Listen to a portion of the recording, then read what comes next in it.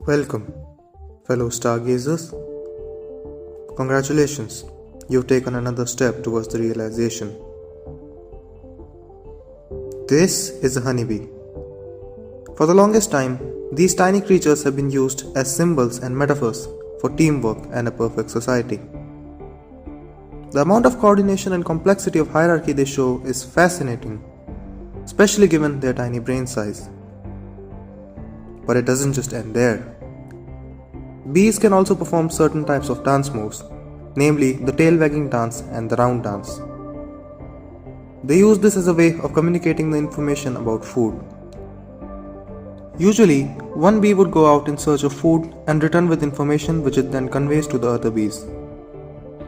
The information can include things like how far the food is from the hive and what angle it is on related to the current position of the sun.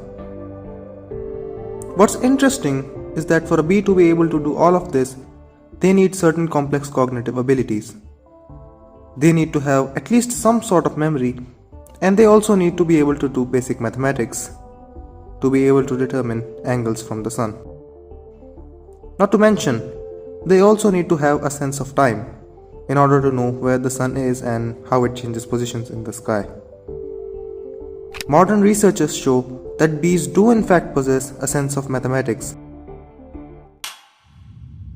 But what is mathematics? Well, that's exactly what we're going to talk about today.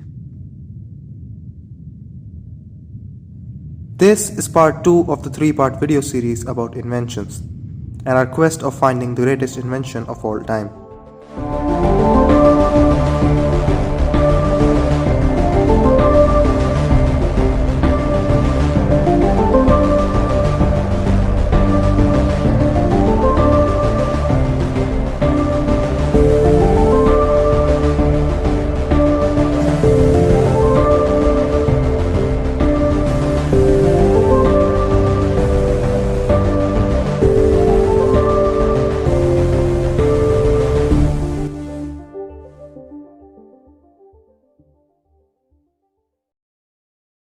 If you haven't watched part 1, I would suggest you to watch that part first and then watch this part.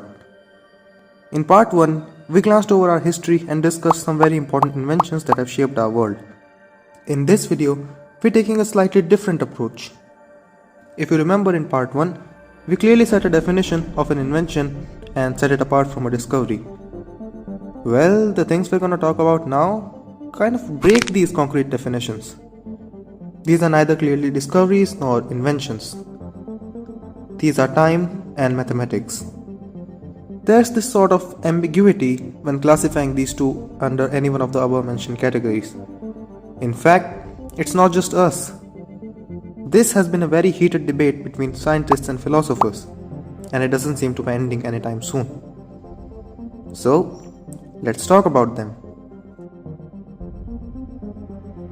The debate has been going on for centuries, so a discussion over the same inevitably takes us a lot back in time. For the longest time, people have been observing intricate patterns and certain phenomena in nature, which would lead one to believe that mathematics is in fact innate. This belief asserts that the reason we find so many patterns of mathematics in nature is because maths is intrinsic to nature. Maths exists independent of human interference, and it governs the way our world functions. This set of beliefs is what we famously call Platonism, because Plato was the one who initially proposed such ideas. Plato's views were even more extreme.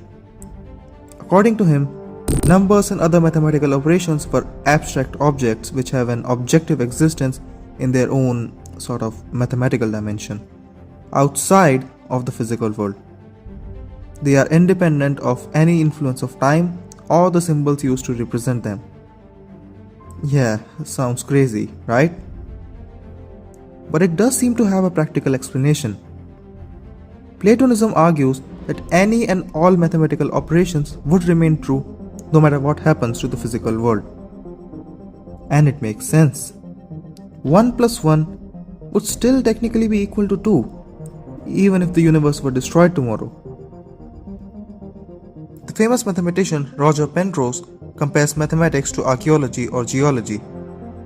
In his own words, You're really just exploring beautiful things out there in the world, which have been out there, in fact, for ages and ages and ages, and you're revealing them for the first time.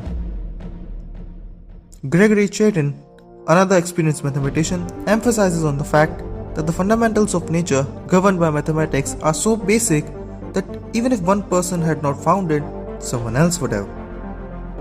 So, for example, if Newton hadn't discovered gravity, well, it would take some more time before eventually someone else discovers it.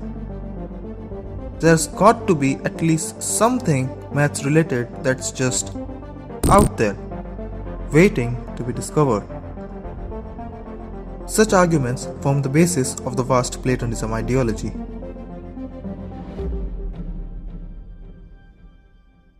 Platonism, for the most part, does seem to make sense. I mean, how else is it possible that maths is able to explain such complex phenomena of the universe? Relating to this fascinating property of maths, Albert Einstein had famously quoted, "The most incomprehensible thing about the universe is that it is comprehensible." The very fact that mathematics explains the phenomena of the universe, even those newly discovered phenomena which we earlier didn't know even existed, should be reason enough to believe that mathematics is a naturally existing thing that we happen to discover. But what if that's not the case? What if mathematics is really just a human invention and this entire Platonism thing is just a romanticized version of reality? This belief is called Antiplatonism. It argues that the reason maths explains natural phenomena with such accuracy is not because it's some magical or otherworldly entity, but because it has been invented for the very purpose of describing our world. And as for how maths manages to explain complex phenomena, Anti-Platonists argue that you can still manage to make new discoveries in something that you initially invented. Take chess for example. There are lots of combinations of moves in the game, and a lot of ways in which the game can proceed. We discover new combinations every now and then. Another similar example is the Rubik's Cube. There are a lot of possible ways to configure the Rubik's Cube, and as a matter of fact, there are 43,000 million possible configurations of a Rubik's Cube. But all of this does not change the fact that the very basic rules and structures of these objects were invented by humans. So, if such new combinations can be discovered in simple human inventions, can it also apply to mathematics? Anti-Platonists say it can. Humans discover new phenomena and their related mathematical equations every now and then. But even these new equations we discover are governed by the basic rules of addition, subtraction, multiplication, and division. Rules which arguably have been invented by humans. To an extent, I agree with the anti-Platonists too. If we go by Platonism and consider maths to be this divine, timeless, almost godlike entity, well, how long would it really take before people actually make a religion out of mathematics?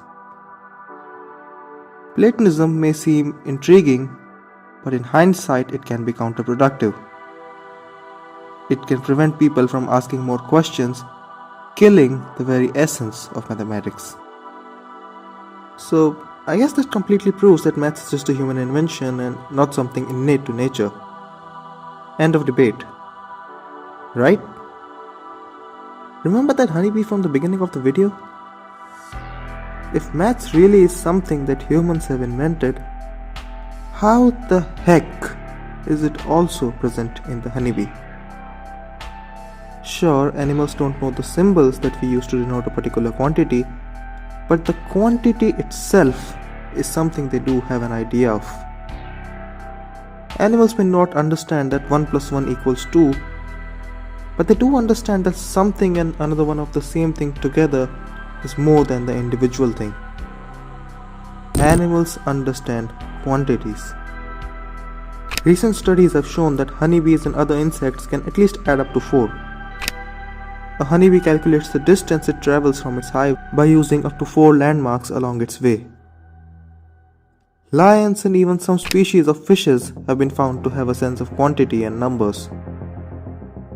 But above all of this, and perhaps unsurprisingly, other non-human primates have shown the most developed sense of numbers. In fact, and allow me to surprise you, it has also been shown that a sense of numbers is also present in plants such as the Venus flytrap. Researchers have shown that the Venus flytrap counts the number of taps it gets from an insect to determine the appropriate action. All of this is fascinating. But where does that leave us? Is maths a discovery or an invention? We've seen the arguments and counter-arguments of both sides, but the debate doesn't seem to be ending. This video, at the very least, is an attempt to talk about this ongoing debate, for I guess that's all we can really do. Mathematics can be very intriguing. If mathematics is a pie, then humans are those chefs who can decorate it as much as they want, and still can't tell what kind of dough it is made from. This seems to be the very nature of the universe. At the very basic level, it throws things at us that are ridiculously hard to understand for our tiny brains. I guess explaining this pie isn't everyone's piece of cake. What we can do, however, is keep calm and try not to be irrational. I like to believe the answers are right there in front of our eyes. We might just need a better pair of eyes. And given how the complex concepts of the past are taught to middle schoolers today like they're nothing, we do have a reason to be optimistic about one day finally being able to solve the mysteries of the universe. As I like to put it, smart people don't seek the extraordinary. They discover the obvious, and that is extraordinary. And until next time, cheers, brilliance.